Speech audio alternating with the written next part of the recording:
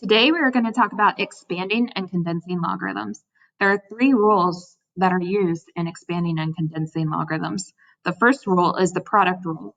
The product rule states when you have a logarithm where things are being multiplied inside, you can expand them by adding. The quotient rule is when you have things that are being divided, you can expand them by subtracting. The power rule states that when you have a power, an exponent of a logarithm, that exponent can come to the front of the logarithm. So for my first example, I have log base 3 of 5 times y to the 4th times the square root of x divided by 81. So anytime something is being multiplied, we separate it by adding and giving it its own logarithm. So here we would have log base 3 of 5 plus log base 3 of y to the 4th, because that's 5 times y to the 4th. So you separate it into two different logs by adding, plus log base 3 of the square root of x, because that's also being multiplied, minus log base 3 of 81. The last one is being subtracted because it's the logarithm, it's being divided by 81, so therefore it would be subtracting using the quotient rule. Then we can apply the power rule. Well, actually, we can rewrite all the pieces that can change into powers. We want to do that first. So we can rewrite log base 3 of 5 plus log base 3 of y to the 4th plus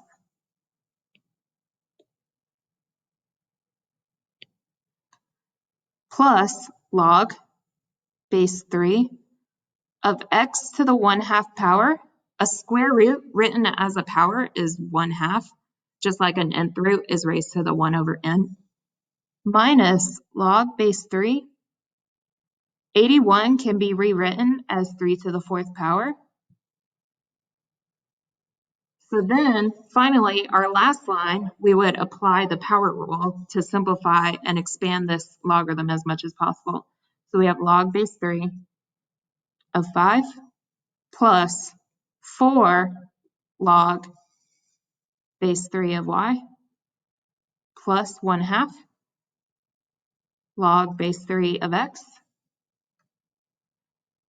minus, the rule is that when you have a log of a base with the base raised to the y power, it equals the exponent. So in this case, because I rewrote it as 3 to the 4th power, 81 is equivalent to 3 to the 4th power, this entire thing just equals 4.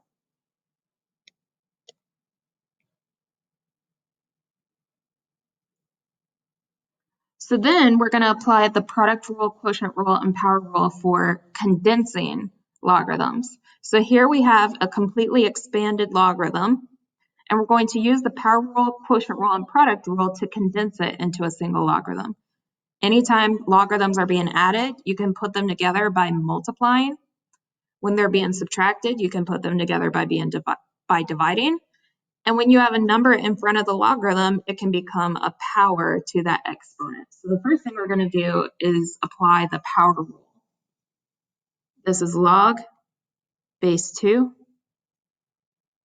of 16 y to the 6th raised to the 1/2 power based on the power rule, plus log base 2 of 3 minus log base 2 of y. Then we can distribute using our exponent rules. We can distribute that 1/2 to the 16 and to the 6.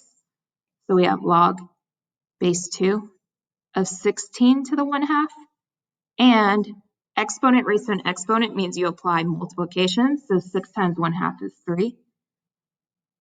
Plus log base 2 of 3 minus log base 2 of y. And then if we simplify that, something raised to the 1/2 power is the same thing as a square root. So the square root of 16 is 4. So that means this simplifies to log base 2 of 4 y to the 3rd.